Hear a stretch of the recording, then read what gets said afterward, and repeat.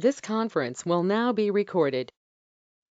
So it's my great honor to introduce Sean Perryman, who has earned distinction as chair of the Fairfax chapter of the NAACP, and he has announced that he is a candidate for lieutenant governor. We're going to give Sean a chance to speak to us uninterrupted for a while, and then I understand he will gladly take our questions after he concludes his remarks. So the floor is yours, Sean. Well, thank you, Robert. I really appreciate you inviting me, and so happy to see my friend Pat here, who I haven't seen in a while since this pandemic started. So good to see you. Wow, it's been a while with this mess we've been in, huh? But before this all started, I got to visit Green Springs and talk to them a little bit, to the committee they had there. So it's good to see you. But my name is Sean Perryman. I'm running for lieutenant governor here in Virginia. As Robert mentioned, I was the president of the Fairfax County NAACP up until January 1st of this year. I was actually its youngest president in its 102-year history, which I was extremely proud to lead that organization. And during the year and a half that I was president, I grew it to be the largest chapter in the state of Virginia. When I took over, it was 400 members. By the time I finished, we had 1,400 members. So it was really a privilege to lead that historic organization. But I like to tell people a little bit of how I came on this path to run for lieutenant governor, because I don't think I was someone who, when I was born, no one thought that, oh, this is the next lieutenant governor or even a candidate for lieutenant governor. I was the first person in my family to go to college, first one to go to law school. Both my parents worked for United Airlines, cleaning planes, and they were instilled in me an importance of respecting working class folks, but wanted to see me achieve more, but I don't think they dreamed that I would go to law school or do any of those things.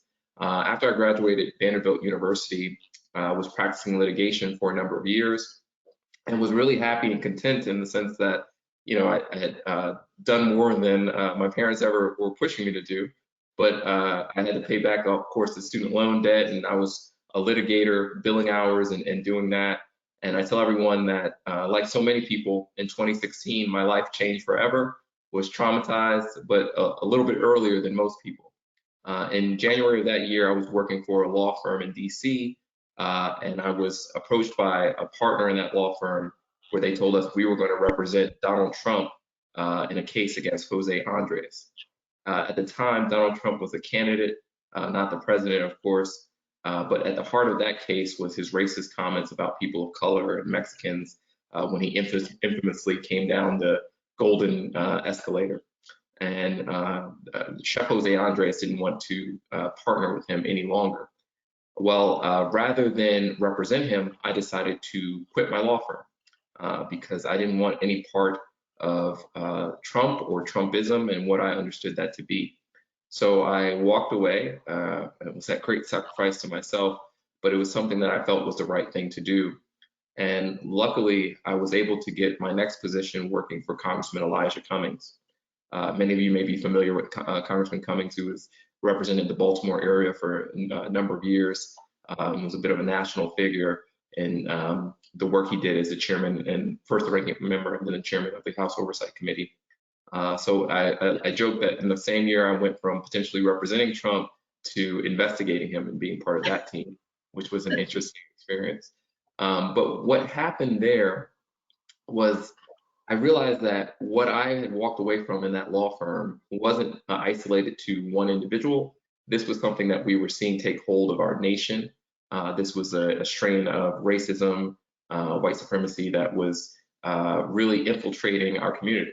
And so I wanted to do more at the local level to combat that. And where I found my voice was with the Democratic Committee, became a member of the steering committee of the Fairfax Dems, and then also with the NAACP, as I mentioned, becoming a leader in that organization.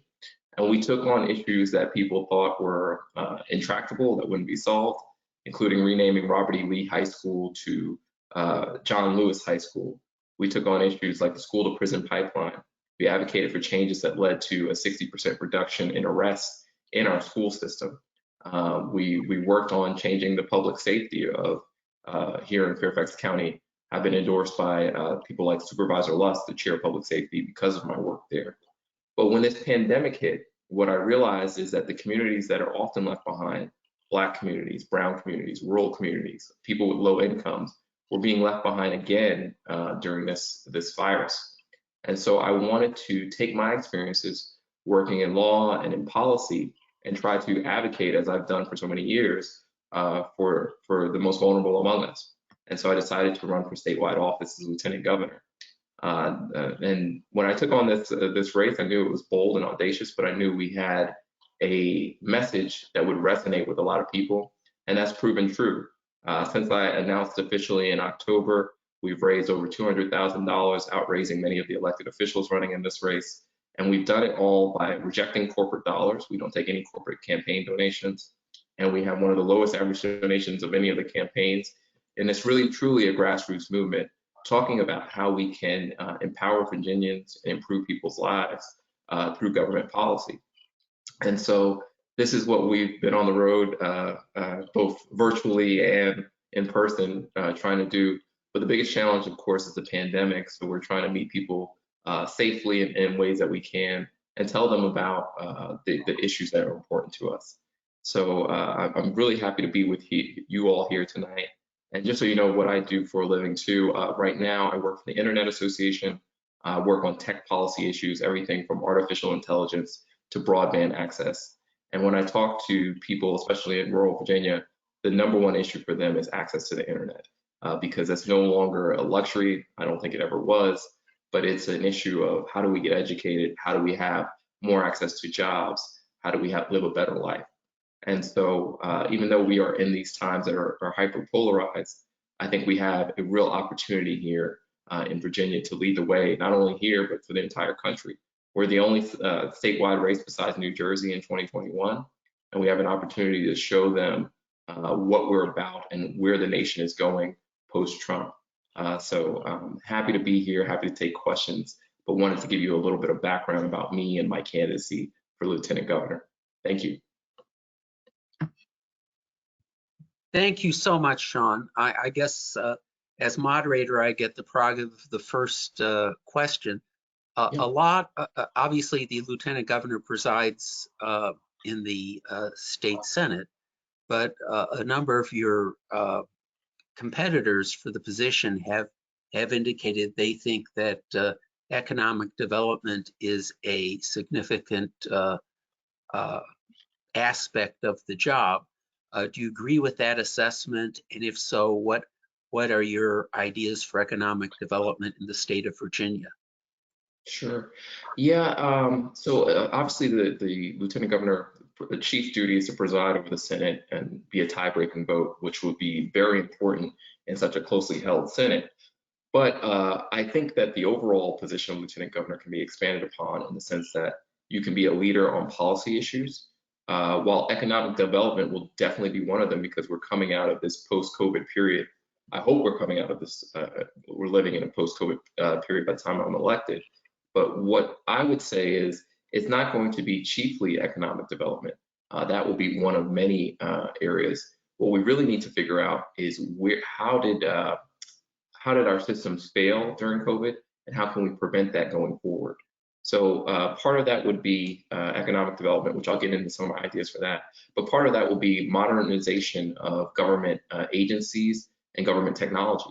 When we look at why our unemployment insurance system failed, and it did fail, so many people were qualified and weren't able to get that, and so many delegates and state senators had to spend their time trying to figure out how to get their constituents the unemployment they qualified for. I look at that as a failure of our technologies and our systems. If we look at the vaccination rollout, it shouldn't be that your ability to get a vaccine is dependent on which county you're in. We have people currently driving to different counties, driving hours away to try to get vaccinated. I think that is an issue where we can improve that through government services. And I look at the Lieutenant Governor position as one that's a fairly undefined in the sense other than presiding over the Senate. And if you had someone that was willing to step up, be a partner to local governments, talk about the ways that we can improve government services, we can do a better job for constituents. As far as the economic development, there's a lot of ways you can tackle that. I think we need some infrastructure projects, digital infrastructure like broadband.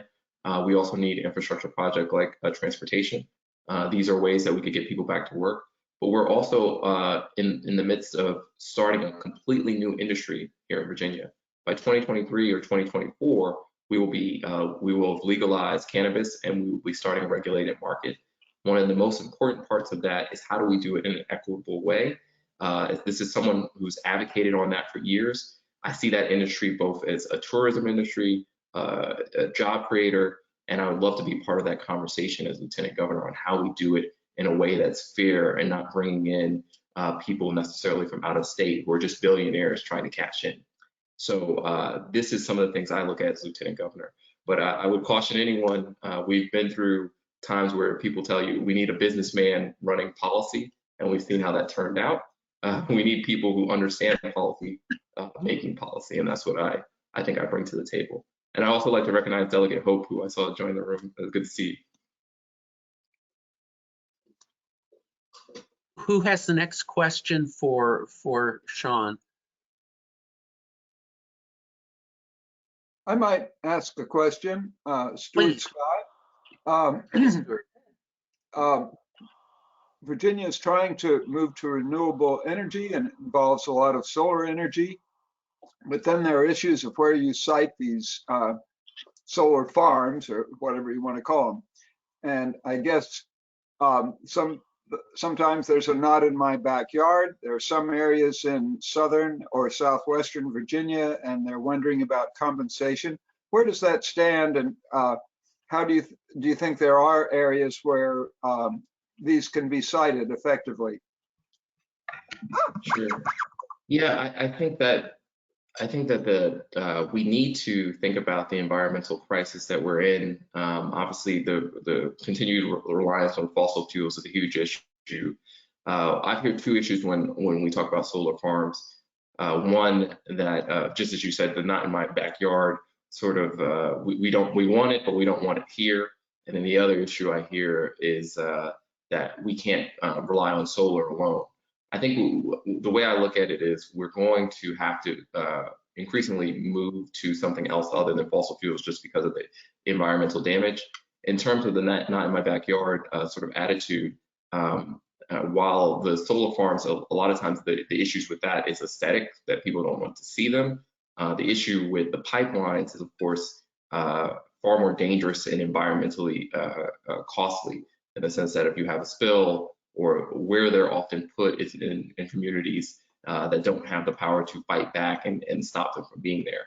So I don't have a rigid, oh, this is where it should happen, but I think we need to have local input, and very much educate people on why moving to these sort of alternative sources of energy is so important. And the not in my backyard thing, it touches on so many things. It's a reason why we don't have as much affordable housing as we can as well. So I really think it's something that we have to educate folks on, but also push through, because the challenges that we're facing, both in terms of affordable housing, environmental, we have to have these projects. And so it's a matter of trying to negotiate where they are and the kind of cost benefit analysis of that.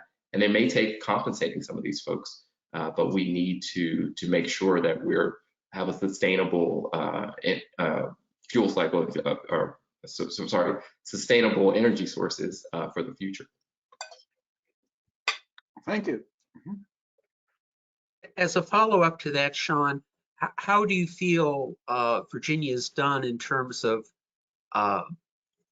infrastructure for its own facilities? I mean, Virginia has a large number of physical plants spread throughout the state.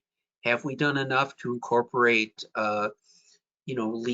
lead construction and rooftop solar on state-owned buildings and things of that nature? Where do you stand on the state's own infrastructure? Yeah, as far as the environmental impact, I would say we haven't done enough, but we're starting to see promising projects. I talk about the Fairfax County is now adopting electrical buses. Well, why is that important? Because Fairfax County actually has the school bus fleet, just the school buses, is larger than the entire Greyhound fleet. So we have more buses than Greyhound. So if we can manage at the local level, the state level, to do things in an environmentally conscious way, it's going to have an outsized impact here in Virginia.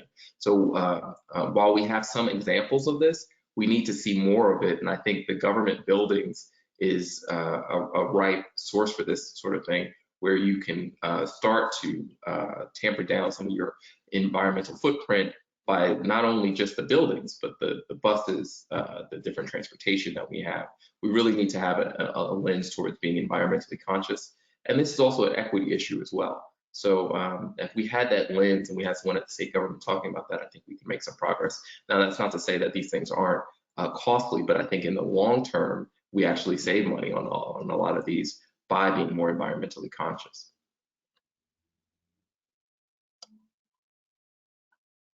I don't see anyone else raising their hands. Oh, Pat has a question. Good. Pat, please go ahead. Mine isn't so much a question as, I guess, an endorsement, because I worked with Sean. I live at Green Spring now after living in Arlington for 42 years, and at Green Spring in Springfield. And I'm on a committee there that does programs about race. And we decided we wanted to do a program on police and in the Black community. And so I went to the NAACP, and Sean came out, and the local policeman from our local district came out, and and that was what, a year ago fall, I think. And we had a very interesting and beneficial exchange on community policing in the Black community. And I appreciated very much Sean doing that, and I think he did a great job. Well, thank you, Pat. I really appreciate it. I really appreciate the work you do and the engagement of the folks there. I was just so overwhelmed by how engaged you were and the questions we had. And it's really this sort of community level involvement that I've been talking about as someone who's worked at the grassroots level. This is what it's gonna take to change Virginia and change the policies to be more progressive, but also bring in people from across the aisle. When you have folks that you know who are introducing you and having these discussions offline that really drive the dialogue. I'm someone who's really pushed for police reform, but I get along well with the chief of police and everyone else because we can have disagreements, but still do it in an agreeable way and get things done.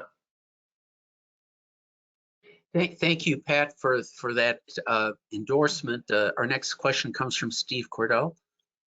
Hi, this isn't actually exactly a question, but it's perhaps a warning for you and Patrick. I was talking to a friend from North Carolina yesterday, and we were discussing Duke Energy's push to become more renewable. But what Duke Energy is doing is allowing a subcontractor to make contracts with all of these farmers to put up solar panels in their fields.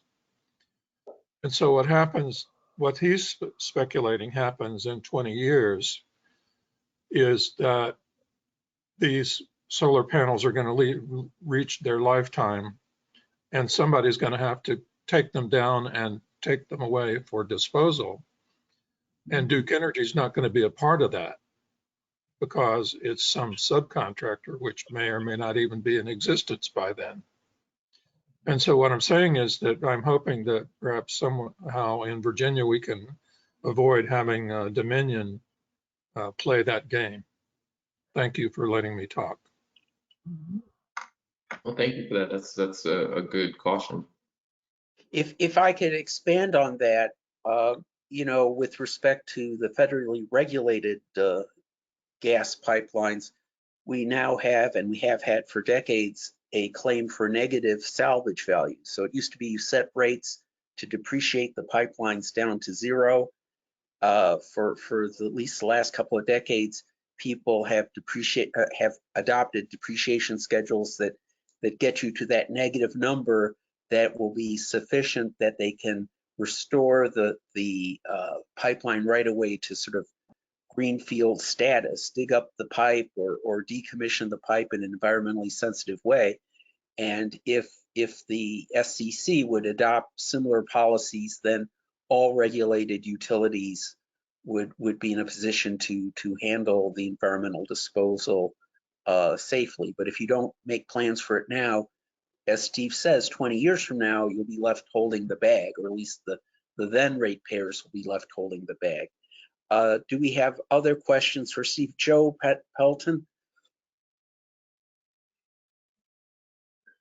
Can you unmute yourself, Yes, Joe? I understood. Anyway, this is a comment as much as a question to Patrick as well as Sean.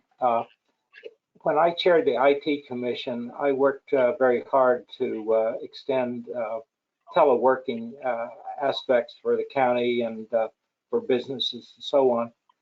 With the pandemic, of course, there has been very extensive use of teleworking. The issue is whether once we get herd immunity in coming months, the extent to which we preserve that, because from an environmental viewpoint, a lot of people not consistently going to work. The predominant pattern in the U.S. is that people are telecommuting 2 days a week and so on. So it's not as if everybody has to telecommute all the time. And of course, there's the sort of hoteling aspect of that. It also can condense the size of buildings and so on if everybody doesn't have a big office and so on. So from a viewpoint of the Virginia government and cities across the cities and so on, I would hope that there would be a concerted effort to extend the benefits of telecommuting once the pandemic is over. So Patrick, maybe you have a comment as well. Well, I mean, I don't want to impose on Sean's time, but I agree with you. I think we're all going to change where we work from now on. I think this is something that we're just all going to have to come to grips with. COVID's changed our whole new normal about where we work, how we travel to work, and I think we're going to have to, as governments, anticipate what life is going to be like. Local governments, in other words, are probably going to have to rely less on commercial revenue. There's going to be a large vacancy rates for commercial in the future, and I think local governments need to figure out how to plan for that. But it is good, that people have more options, and I think we just, as government, need to plan for it. I don't know what you think, Sean, but I think that we're going to have to be thinking about what the next normal looks like. Yeah, And it's also a matter of the buildings as well, the design of buildings, of that if people are coming in 2 days a week or what have you, and hoteling, so to speak, you can have smaller buildings and more compact facilities that require less energy. Okay, but Sean, you get a chance to address this important point. Yeah, no, I agree with Patrick here that we are going to definitely see a change. And in some ways, it's not all negative. While the commercial revenue is going to be huge, then we have to figure out how to work around that. If we look at what we've been trying to do with the environment and congestion and the various issues that we see, especially in Northern Virginia, the pandemic has helped congestion more than any toll road could. And if we could get more people thinking about that, being more environmentally conscious in the way that they commute to work, this is all positive. But I also look at one of the issues that I was fighting for before this was the expansion of pre-K, especially for the waiting list of folks that we have here in the county. And I know there's other counties as well that has the waiting list, and they use some of those commercial spaces for that. So now we have more availability of that. We also could look at our unhoused population. How do we get creative about using some of the spaces that are now not being utilized at all, and using that to the issues we have need for? So it's going to take creativity, but there's definitely going to be a new normal, as Patrick said. Anybody else have a question for Sean? Do you feel that you feel that given the spectrum of people running for lieutenant governor, the way of selecting in a primary is useful? Some people have argued that if we should had have ranked choice voting, it would be much better for reaching a final decision. Yes, I do believe ranked choice voting would be helpful, especially when you have crowded fields, because, you know, ultimately with the voting situation we have here, we could see someone win with 25 to 30% of the vote, which, you know, it's democratic, but we could see, we rather have someone have a vote and have different options, so that if their candidate didn't come in, at least their second place candidate could, and then we would have more confidence that a plurality of voters really wanted this person to be in that position, and they didn't just happen to win based off of coaling together a small coalition. So that would be helpful. But I still think that regardless of how we do it, we feel that we have a really good chance at this campaign, and we're just trying to reach every part of the Commonwealth. I saw a question from Joan. I don't know if you saw her hand.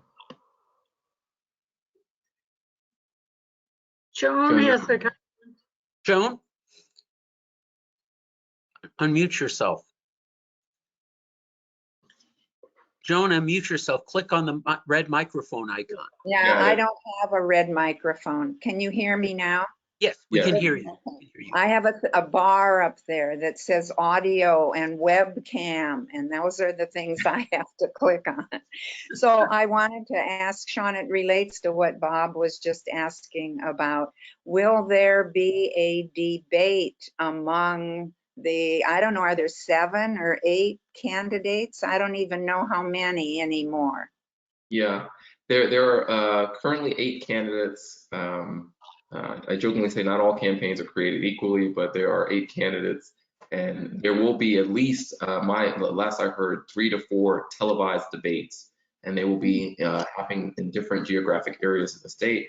So we are looking forward to going across the whole Commonwealth and debating on the issues. One of the primary distinguishing factors, I think, between my campaign and some of the others is I'm running, and when I was running for this, there weren't all these people in the race when I decided to run. When I came into the campaign, I said, you know, I want to be a complement to the people in the delegation and the state Senate who have a progressive vision. I want to be someone who's complementing them, not competing with them. We have people in this race who are running for 2 seats. They're running for their delegate seat and they're running for lieutenant governor. I don't really understand it. And then you're also leaving a legislative position to take one where you can't introduce legislation. So I think they have to answer those questions and figure out why they're running. I think some of them like running for office. I'm not really into the whole ambition game. I'm more into the mission game, that we have to get things done. We have to repeal right to work. We have to make sure that people have a living wage here in Virginia. We're ranked dead last for workers here in this Commonwealth, and first for business. And we have to even that out. It doesn't have to be an either or, it can be both. So these are some of the messages that we have, and I have a real clear vision of why I'm running for this particular office. Well, do you want to just take 1 or 2 minutes to do your closing argument? Sure. Well, first of all, let me say thank you for having me. I really appreciate it. I know there's a lot of things you could be doing at noon on a Tuesday, but I'm glad you came to hear me and hear about my campaign. I would love to have your support. I know we had the strong endorsement from Pat, and I really appreciate that, Pat. But you can learn more about me at perrymanforvirginia.com. We are really running a campaign that is trying to talk about how the issues of economic, racial justice, environmental justice, social justice, these are all interconnected, and we can achieve them here in Virginia. I look at this race as the first one post-Trump, and we have an opportunity here in the Commonwealth to be a leader for the entire nation on where we're going, on our values, what are the things that are important to us, and where this nation needs to go. So I hope you'll join us in that message and what we're trying to do. And I thank you for your time. But you can always reach me at Sean@perrymanforvirginia.com. But thank you so much for taking the time today. And thank you for visiting us. You're free to stay, but if you have other engagements, we certainly understand. Thank you. I'll be in here for a little bit, and then I'll take off. Sure. Okay. we have several people. We want to acknowledge again, Patrick Hope has joined us, Delegate Patrick Hope from Arlington. We also have Lee Carter, a delegate from Manassas and Prince William County, who we'll hear from later. But we are joined now by County Board Chair Matt Ferranti, who is in his first term as on the county board. He has served for 3 full years, and in January he was elected to be county board chair for the year 2021, which is really a pretty tough luck of the draw. I can't think of a more challenging year to be county board chair than 2021. But I'll turn it over to Matt for his remarks, then he'll take questions after that. Matt, the floor is yours. Thank you, Bob. And it's good to see familiar faces. And I also appreciate Delegate Lee Carter and Delegate Patrick Hope being willing to listen in on local issues. So I want to be fairly brief to see if there are questions. I'll start with the biggest issue that is probably on everyone's mind. And I know some of you have seen some of the slides I presented. I have not used share slides in this. So Bob, if you have thoughts, I can certainly email a presentation to you, but I also don't want to do death by PowerPoint, which is a challenge that I'm sure some have seen. So that's. So you do not want to use. You do not want to do the slides right now. Is that it? Okay, got it. Okay, yeah. Please go ahead and we can put this. If you email them to me, I'll put them. I'll share them with the membership later. Thank you. Perfect. Thank you, Bob. So, vaccine distribution is our first, really our top 5 priorities right now. We are continuing with the functions of government necessary to continue our work, but vaccine distribution is by far our largest priority. And we are doing vaccinations primarily through Sequoia, the Sequoia building, which is at the intersection of Washington Boulevard and Route 50. And we have been working very hard. Some of you, probably a few of you, I venture to say, might have gotten your first dose. Those who are over 75, most of our seniors over 75 have gotten their first doses. We have 2 big categories that we're working on, those over 75, and then there's another part of what's called phase 1B of the vaccination program, and that is essential workers in a couple of specific areas. The governor has prioritized a list of about 13 different groups that fit there, and we are working to get to those groups. Police, fire, and emergency service providers. We also have, from an equity standpoint, we have those in our jails and homeless providers, those who are working at ASPAN, for example, Bridges to Independence, because they're right in front of the possibility of infection. We also are working on pre-K to 12, and I have been receiving a number of texts and emails and Facebook messages from our educators and our full Arlington Public Schools staff, as well as our private schools, pre-K to 12 as a group. We believe we are very close to having most everybody who wants a vaccine from Arlington Public Schools and those who want a vaccine over 75, which is virtually everyone. Those groups we're very close to being done with. But the big picture is that all of the categories of people who are eligible under 1B would add up to about 100,000 Arlingtonians. And we are getting 2,750 doses last week and this Monday. So I'm hopeful, we're hopeful that we will secure more doses. I was on a call with the governor and Northern Virginia mayors and chairs of our localities on Monday. We made a push on that for additional doses and making sure that the governor understands that equity in Northern Virginia is a huge issue. You know, we might think of more African-American individuals in Richmond, perhaps, or Hampton Roads, but in terms of pure numbers, Fairfax, Arlington, Alexandria, Loudoun, we have a large community of historically underserved individuals. And so we need to do well in getting more vaccine for that reason, in addition to our large populations. Most everybody here is pretty dialed in, so I'll assume that I know, a couple of you I well enough to know that, perhaps Stuart Scott or Mark Teal or Joe Pelton, Jane, you probably all have gone or know of the Virginia Department of Health website. Arlington is, per 100,000 people, is doing better than a couple of localities, but we're still trying to catch up with a couple of others. It is, as is Arlington, it is my goal for us to be first, and in terms of number of vaccines per 100,000 people. And we have more work to do that. Part of the challenge, quite honestly, is that in the early days, Innova, which is Fairfax and Alexandria, secured a lot of secured a number of doses. So we're working to catch up. Some of you may be in the 65 to 74 category. I get messages nearly daily from you and your age cohorts, and I am hopeful that over the next days, I won't be precise on that, but very shortly, I'm hopeful that we will expand to serving those 65 to 74. We know that some other localities, and the governor referred to 65 and above as one category.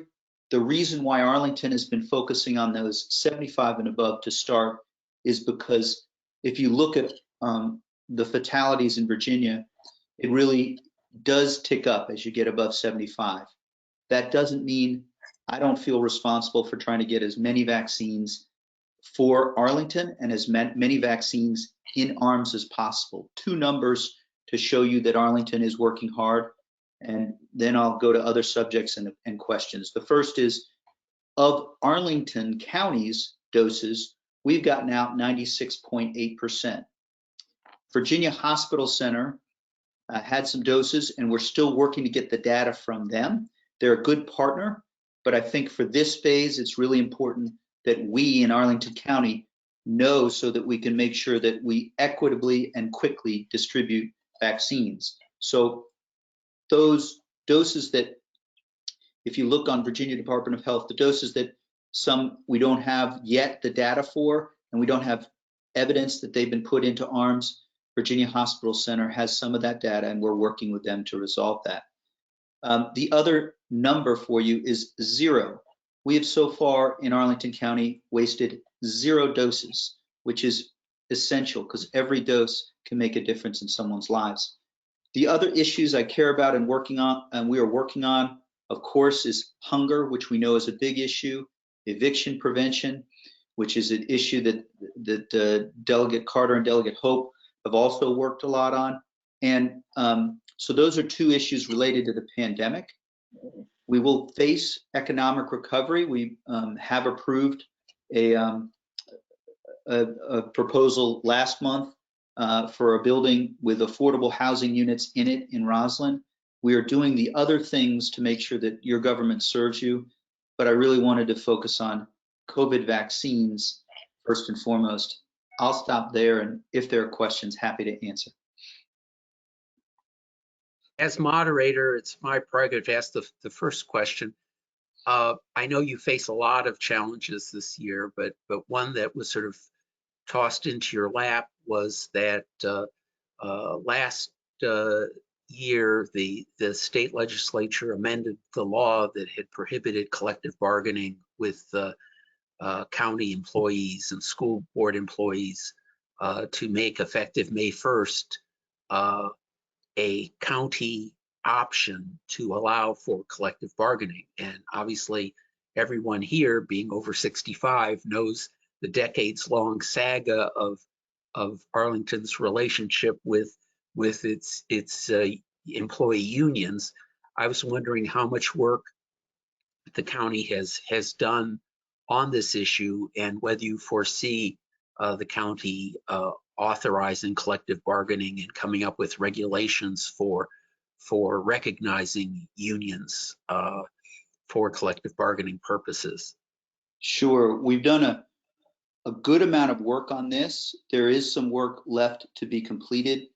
I support collective bargaining. My colleagues all support collective bargaining. There's and we will do this year, mindful of May 1st as the deadline when this can begin. We're working hard. As a practical matter, it is the case that May 1st is too late for our current budget, but and that's something that our friends in labor have acknowledged, but it is definitely in time for what will be the 2023 budget. So May 1st is an important date because we want to go as soon as we can, but it is also the functionally critical date is to get this done over the coming months. And I'm a strong supporter of that. There are some provisions that we have to work and look at the details of, but I'm really glad that you raised that, Bob. It is something that all of us on the board support, and it is time that we value work and unions, which is central to what has built the country. Steve Cordell has the next question. Actually, it's Cordell, please. Hi, Steve. Hi, Matt. Back to vaccinations. I've been reading that the drugstores, in particular Walgreens and CVS, are going to be getting doses this week. How is that going to fit in with what you're doing? So that, I'm glad you raised that. That will be complementary. There is some doses that are going to be provided, but it is not the huge number of doses that we would like to see at this stage. There is one site in Arlington that I believe this morning was actually opened for some appointments to be set. That site, we through our staff, we encouraged to be. It's open, but you can. I think that all the appointments have been taken already. It's not a huge number of appointments, but we did support that set of doses going to this CVS that is just near Arlington Mill Community Center, because we do want to focus our resources on equity. I do know that some from across the county have been able to secure appointments. It's not the quick increase that we had really hoped, but there are some additional doses that we anticipate being opened up over the coming days and weeks. And I'm not quite ready to sort of scoop what our staff is going to be doing, but stay tuned to your email, and also stay tuned where we're likely to go next. And we have said this publicly, is those 65 to 74. And so, and that's next. If you're pre-registered, then just stay tuned. We won't be able to get everyone 65 to 74 in the coming week. It will take time. There's more than 10,000 Arlingtonians, significantly more than 10,000 Arlingtonians who are in that 65 to 74 range. And so appreciate your question on CVS and more doses, so that you understand that we're trying and we're working with integrity. I have not and do not believe it's appropriate for me to have a dose because I'm staying at home, and I am 47. After this year, I may be going on 67, but 47 for now. We'll make you an honorary senior Democrat. Stuart, you have the next question. I think you're on mute. Yeah, I believe in the Biden budget relief package, there's something for state and local governments. How important is that, or do you see some real hope for the budget from that source? And when do you need to know? Well, it's a great question. I do see hope from that source. There have been some preliminary allocation estimates that have come forward from that, and they would make a significant difference for better and individually, sometimes for worse. Our budget is very tight, but we have seen there's still an increase in home value assessments. So with that help from the federal government, we may be able to address some of our biggest challenges. That's really a discussion for the coming month. There's going to be big needs on eviction prevention as we start to get out of COVID. Some who have not been paying rent will have rent that they need help with. So the stimulus package is very important and exciting, both for Arlington County and for our schools. We're hopeful that it will go through, but we're going to start our budget process in the coming days, really, and our manager's proposal will come to the February meeting. So hopeful, but we're certainly not counting on allocations until we actually see them passed. I saw Delegate Hope, Joan. but I don't know. Okay. The historical, can you hear me? Yes. Yes. Okay. The Historical Affairs and Landmark Review Board voted to make the Rouse Estate a new historic district in Arlington. And they've sort of speeded up their process. Eventually, I guess this will come to the county board. I certainly support it. And I am just wondering what early comments are from the board. Sure. It's a good question, and we've gotten a lot of emails and phone calls about the property. We now have a recommendation from the HALRB, the Historic Landmark Review Board, and there's a challenge because of we have been in touch with the property owners several times, and the cost for the property is multiple tens of millions of dollars. And that's there's the possibility by right there could be development into single family homes. If we move forward with a historical designation, then that there would still need to be someone willing to purchase the property. And you may remember the Reevesland property a few years ago. It's an expensive, it would be a very expensive investment if the county were to try and take that on. What we really might need to look more towards is a public-private partnership.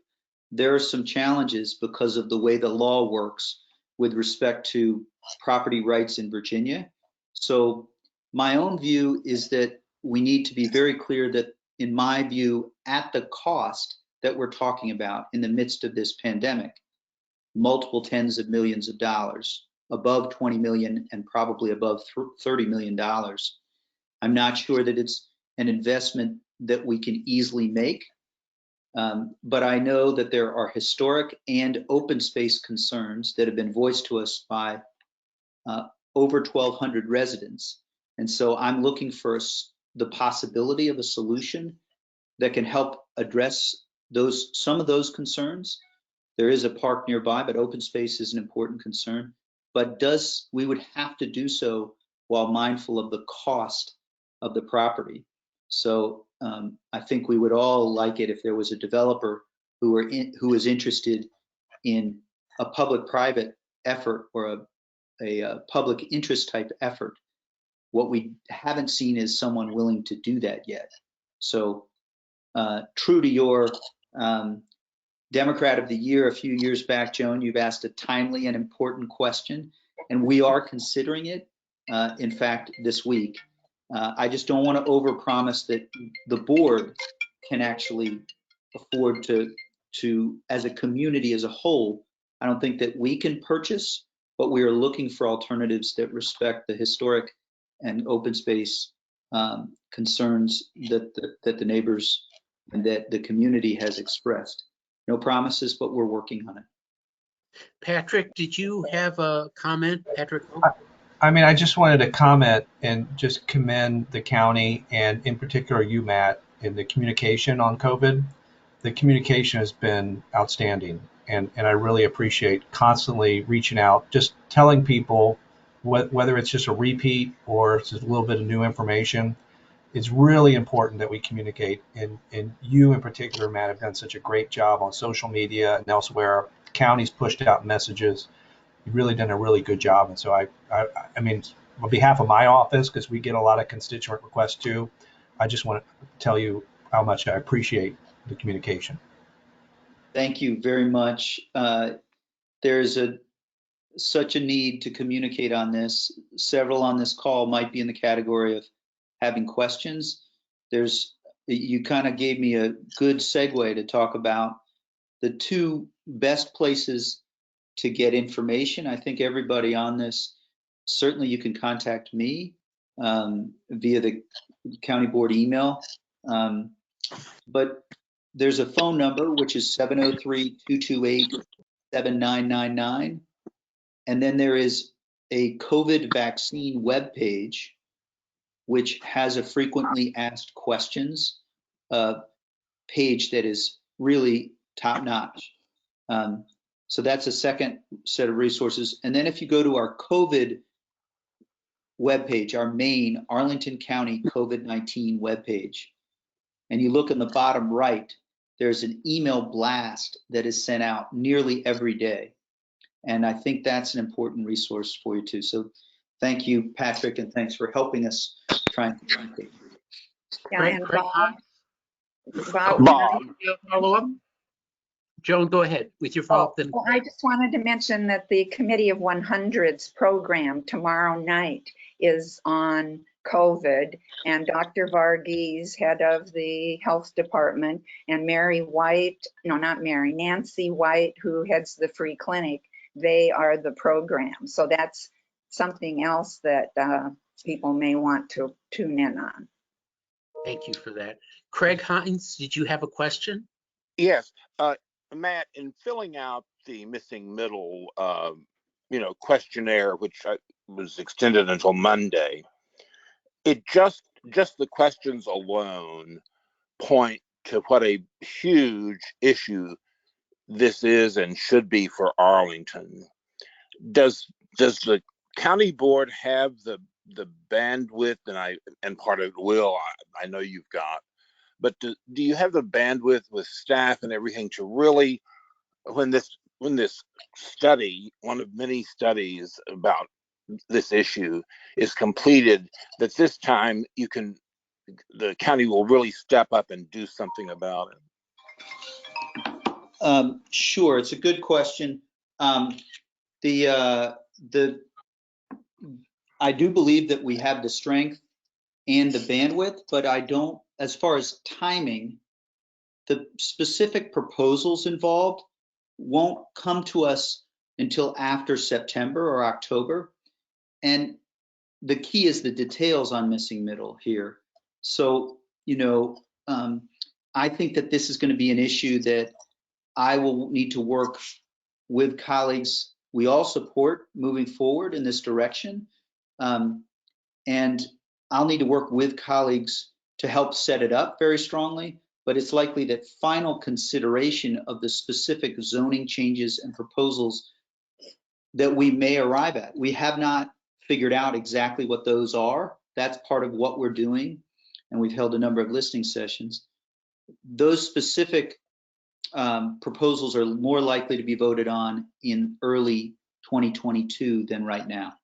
So I actually had a conversation with a colleague this morning about how important thoughtful missing middle progress is to both of us and to really the whole board.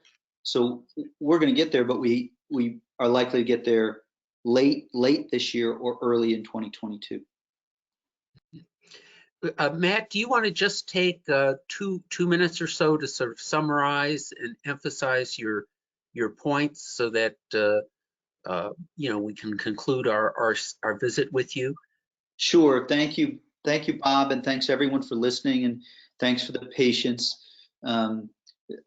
Delegate Carter. But I just want to thank you for tuning in. COVID vaccines are our first priority, and we are working. I'm hopeful we'll have news in the coming days that will expand eligibility and help some of those on the call who are in that 65 to 74 category. So we're working hard on COVID vaccine distribution. We're still focusing on those most in need. And we know that everyone on this call, like almost everyone I know, is tired of the pandemic. But I ask you to think about the times you've been driving through a dark tunnel, or you've been in a dark tunnel and you see the light at the end of the tunnel.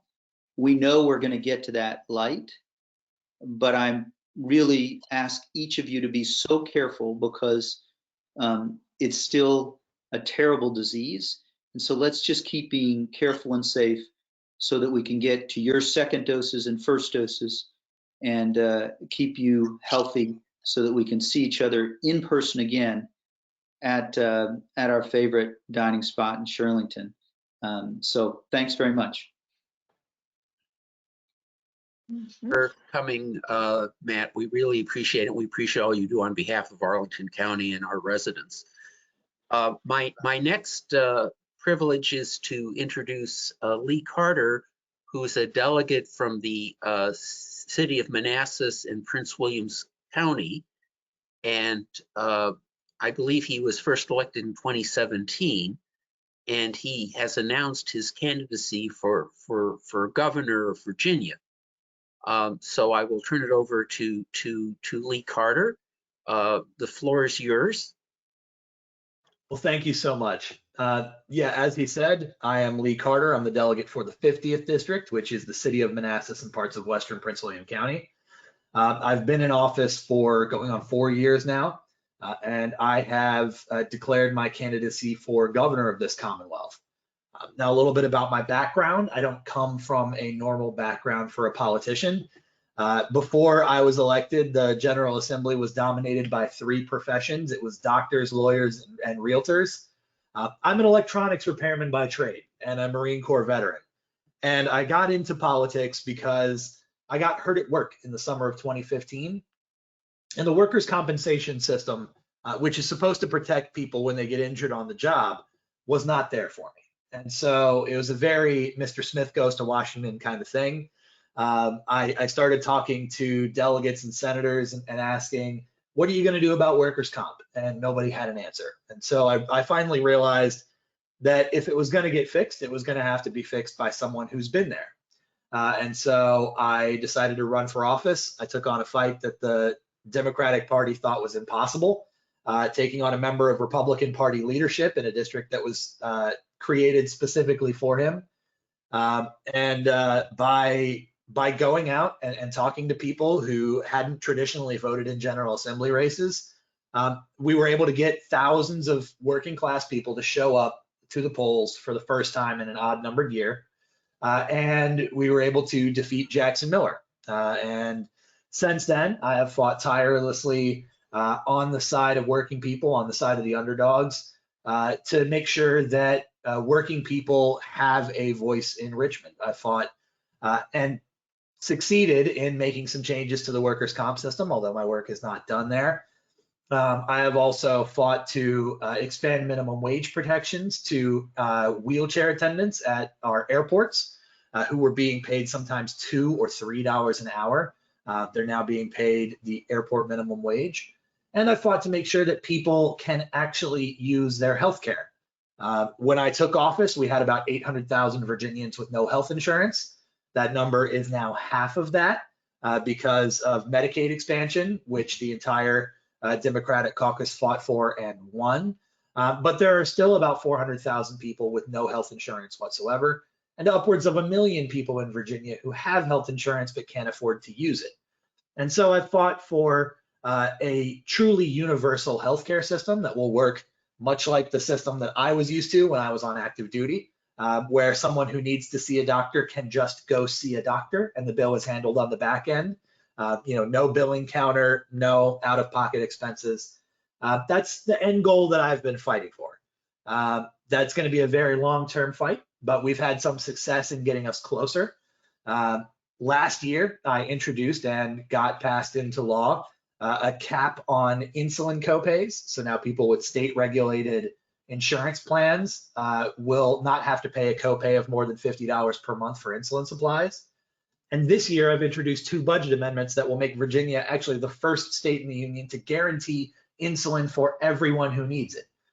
There's one that allows for pharmacists to dispense an emergency supply of insulin for someone who, for example, they broke their vial and they can't get to the doctor's office for a couple of weeks. This will allow a pharmacist to go ahead and dispense that insulin product while that person is trying to get back to a doctor.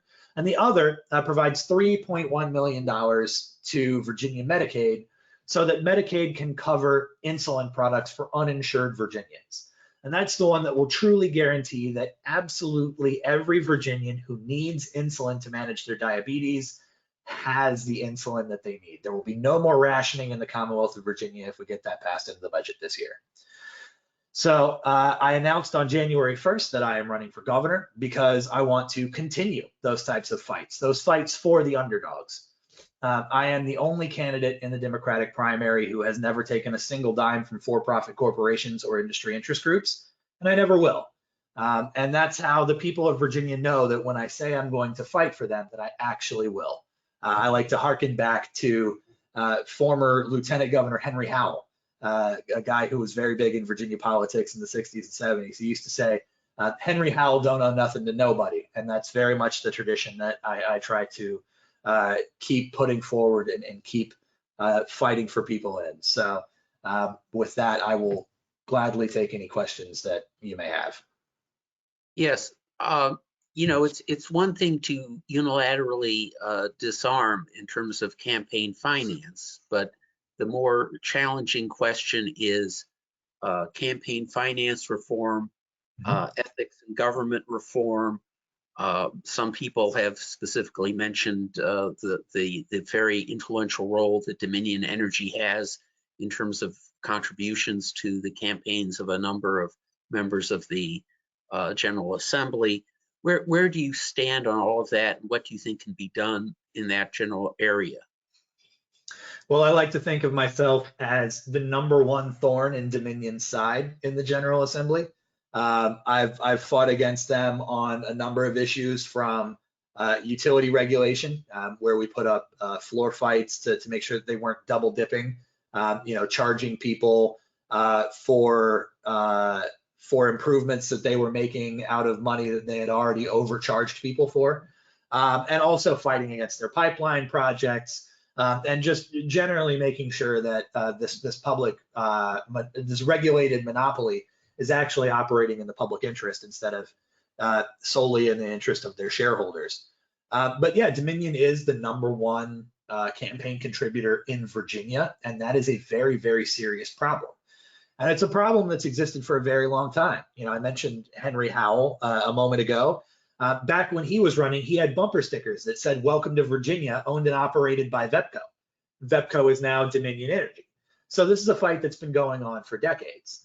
But ultimately, the way that we're going to win this fight is by banning all corporate contributions. I had a bill to do that this year, which unfortunately died without a recorded vote. But I will fight to make sure that we are banning all corporate contributions to politicians and PACs in Virginia. And making sure that we have a campaign finance system that actually works for working people. Like I said, I've never taken a single dime from for-profit corporations or industry interest groups. And that is how people know that I am actually going to walk the walk. When I was first running in 2017, of course, there's a lot of cynicism. There are a lot of people out there that say, oh, every politician talks a big talk about the issues, but the way that I convinced people that I actually mean what I say is, I would say, I'm going to fight to make sure that the electric company is no longer overcharging you, and I'm going to do it because I'm not taking their money. I'm going to fight to make sure that you can actually get the health care that you need, and I'm going to do it because I'm not taking money from the insurance companies. I'm going to fight to make sure that you have an affordable place to live, and that I'm going to do it because I'm not taking money from the real estate developers or from the big corporate landlords, and so on and so forth. And that exact same strategy, that exact same philosophy is exactly how we're going to reach people in the June 8th primary. I'm never going to raise more money than former Governor McAuliffe, and so we're not trying to get into an arms race against him. I'm just going out and talking directly to voters and saying, these are the things I'm going to fight for, and that I'm going to fight for them because I'm the only one in this race who has never taken money from the other side of that fight. Thank you. Stuart, do you want to ask your question next? Yes, thanks for joining us, Delegate Carter. The Mountain Valley Pipeline, is there anything that, any of the issues related to that pipeline that will be before the General Assembly this year? I don't believe so. We've already reached what we call crossover in the General Assembly, which is where the House has to be done with work on House bills and we begin work on Senate bills. And I don't recall seeing anything about the Mountain Valley Pipeline in the package of House bills. Patrick's over there shaking his head too, so I don't think he's seen anything on that either. So as far as the General Assembly is concerned, I don't think there's going to be anything on it this year. But that project is one that I've opposed from the very beginning. I actually had folks from my office went down and sat with folks that were involved in the tree sits, getting in the way of the construction of the MVP and the ACP.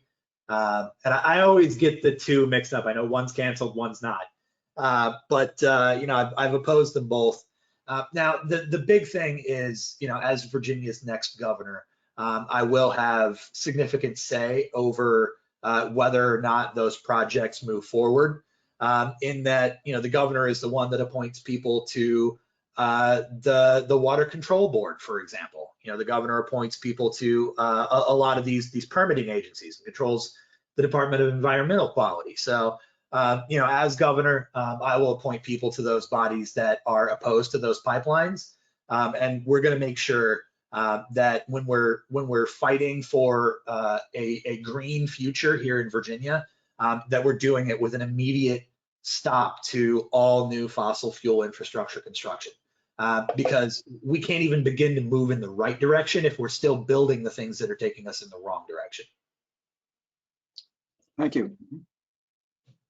Any other questions for our guest, Lee Carter?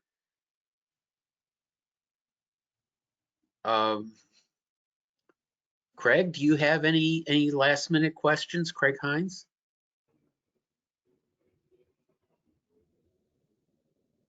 Craig is muted. Okay. No, Bob, thanks. Okay, so Lee, would you like to spend about 2 minutes summarizing and be sure to mention where your website is? Sure. So again, thank you so much for having me, Arlington Senior Democrats. I do appreciate you taking the time out of this Tuesday afternoon to listen to me. This is one of those elections where we are truly deciding the future of the Democratic Party, where we are truly deciding the future of this country. This is the first major election of the post-Trump era. And I think that it's important that when we make our decisions in this first election of the post-Trump era, that we are truly prioritizing people who have been voiceless in Virginia politics, so that we can have a Commonwealth of Virginia that is truly a commonwealth, so that we can make it a place where wealth is common. And when we're going forward, talking about COVID recovery, we need to make sure that working people are front and center not only in questions of job recovery, but also in questions of ownership and leadership. We have an opportunity in this Democratic primary on June 8th to truly vote for a different voice, to truly send someone to the governor's mansion who is different from all Virginia governors before. And so I hope that I can count on your support on June 8th. And I hope that I can work with you as Virginia's next governor to make this the kind of place where working people are truly in control of our own economic destinies. My website is carterforvirginia.com. That is all spelled out, all one word, Carter for Virginia, FOR Virginia.com. There you can learn about some of the legislative successes that I've had and some of my priorities. And we are constantly adding new things to the issues tab and getting into more detail. So there will be more information coming soon to that website. So again, thank you so much. I do appreciate you having me and taking the time out of your Tuesday afternoon to listen to me rant a little bit about how I feel our Commonwealth should move forward. So thank you again so much. Well, we appreciate you taking the time to connect with us, and certainly your passion does come through in your presentation, and we appreciate all you're doing on behalf of Northern Virginia in the House of Delegates. Since we're talking about the House of Delegates, I'd be remiss without giving Patrick Hope just a minute to assure us that he's still alive and well and survived crossover at the state legislature. Do you want to say just a couple of words? Well, I'd just say it does make a difference to be in the majority. And, you know, Lee and I went through a lot of fights together even when he came in 2017 and he experienced life in the minority. But life is so much different in the majority. I didn't think that we could top the historic nature, some of the progressive things that we championed last session. But we're doing a tremendous amount on criminal justice reform, working towards the adult use legalization of cannabis, repealing the death penalty, repealing a heck of a lot of mandatory minimums, doing a lot of stuff for criminal justice reform. I think it's make a lot of Arlingtonians proud of all the work that we're getting accomplished down there. We're technically in a special session right now. We just adjourned from our regular session, and a lot of that had to do with Republicans were fighting about having just a 30-day session and not the normal 45 or 46-day session. So we've run out of time. So the governor called a special session, which should extend through most of the month of February. And so we're finishing up the work. As Delegate Carter mentioned, we're at the crossover point. So all the bills that pass one chamber are still alive, and they shift over to the other chamber. They cross over. And so we're working on those bills, and I think there's a lot of common ground on both chambers to make some significant achievements going forward. So really excited about what the rest of the month looks like. And thanks for everyone's support. I really appreciate it. And we appreciate your continued involvement with our group. It's a historic day. Today is the first day of the impeachment trial. And so I know everyone wants to get on to that, but I do appreciate everyone attending. I will send out the notice of the next meeting, which is again the second Tuesday of March. And if there's nothing further, I'll declare the meeting adjourned. Thanks, Bob.